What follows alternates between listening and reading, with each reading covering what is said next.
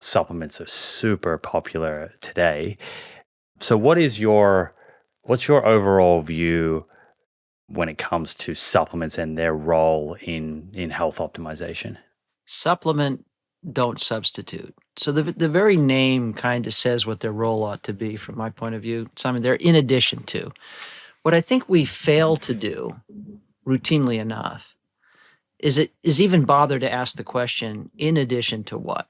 So what do I need to do as the right foundation if I'm going to then append this?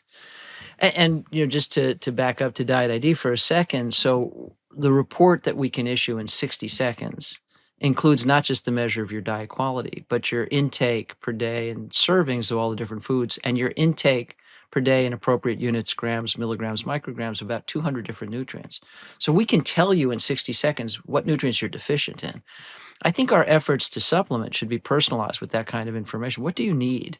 Back to my point about diet quality, the critical thing it should be about is balance, providing a balanced array of foods and nutrients to service the needs of your native physiology and metabolism. Similarly here, supplements should be doing something for you. So what do you need more of and why do you need it? Now, sometimes it's not just about addressing a shortfall or a deficiency, it's about achieving a particular goal. So you may be taking omega-3 because you have an inflammatory condition and you want to reduce inflammation. You may be taking creatine because you're looking to build some more muscle and it favors that.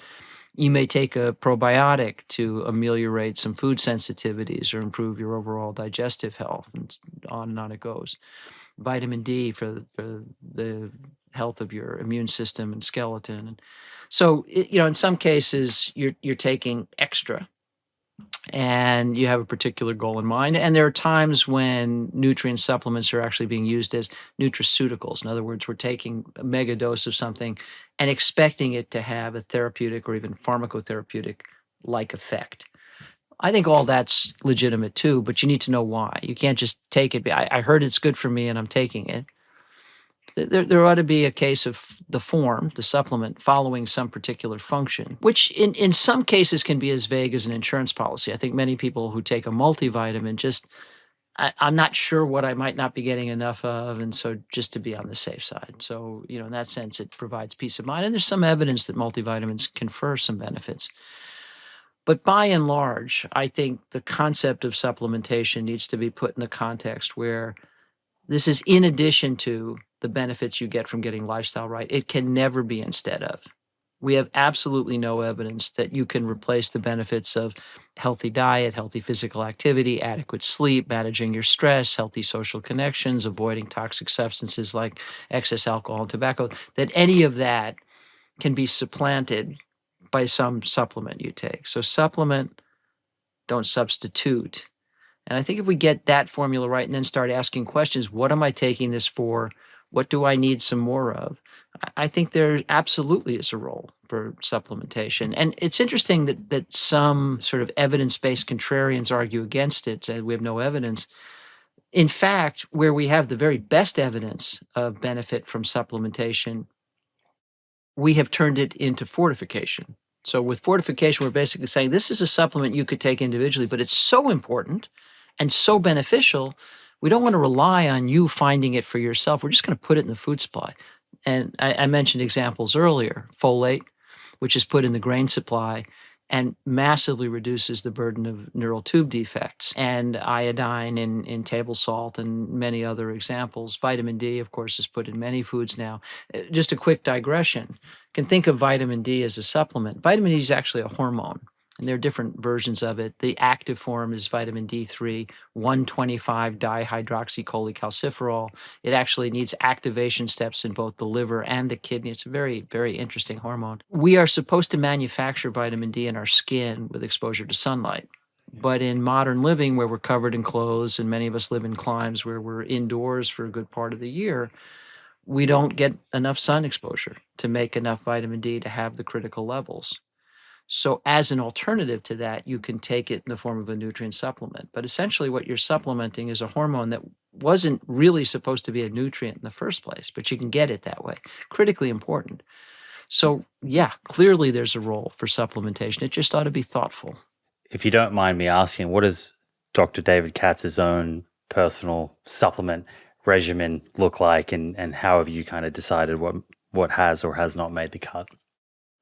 I eat a very optimal diet. And so, within the realm of what's plausible, I'm getting everything I can from food. But I've cut way back. I eat fish and seafood very rarely now. Not because I don't, I think eating fish, like wild salmon, I think it's good for me. I just don't think it's good for the salmon. And so, I'm kind of worried about the fisheries and the world supply of fish. And so I've cut way back and I'm very focused on sustainability. So I take an omega-3 supplement. And I think that, although you can get omega-3 in plants, mostly what you get in plants is ALA or alpha linolenic acid. It's a short chain omega-3. Doesn't have the exact same metabolic effects as the long chain marine omega-3, DHA and EPA.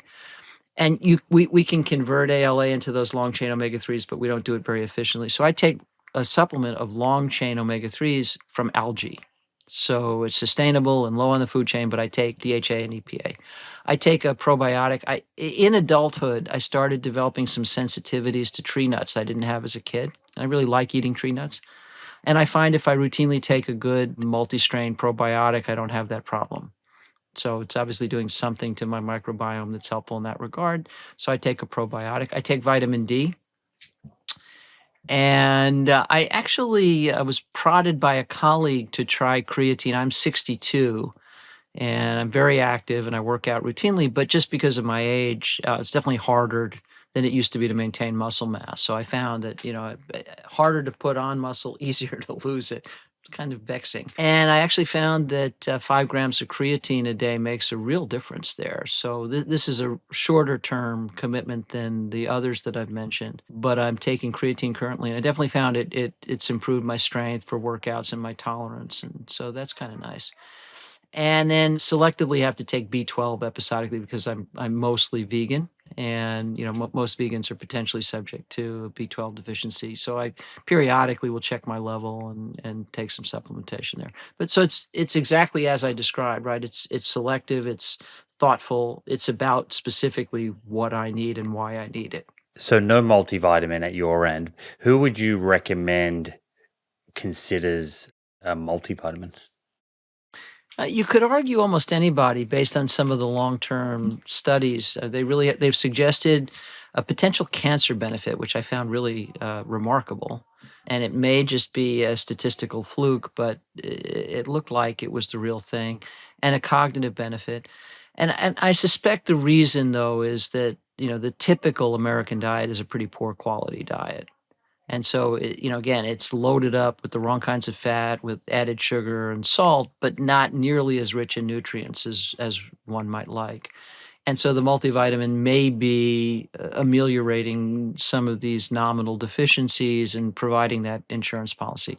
I don't take one because I am supplementing the specific things I think I need. And in other areas, I know I'm doing really, really well. I have a very nutrient-rich diet. So I think anybody who has real reservations about their overall diet quality, I'd recommend they do what they have to do to improve their diet quality. But an easier step in the meantime would be to take a multivitamin. And again, it's not just vitamin. A multivitamin would be vitamins and minerals typically. But take a multi-nutrient supplement as an insurance policy against potential shortfalls in your diet. And the range of doses provided in most multis is such that it's safe. There's no particular worry about excess.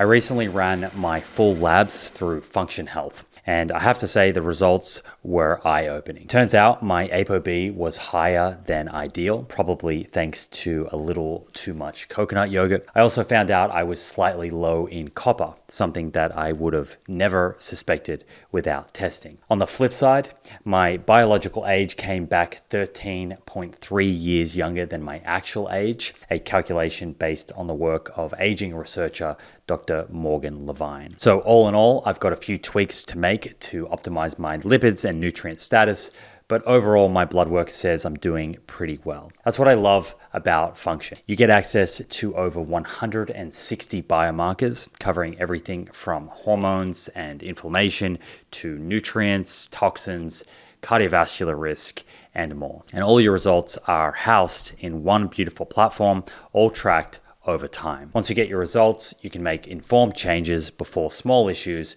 become big ones. To get started, head to functionhealth.com/Simon Hill.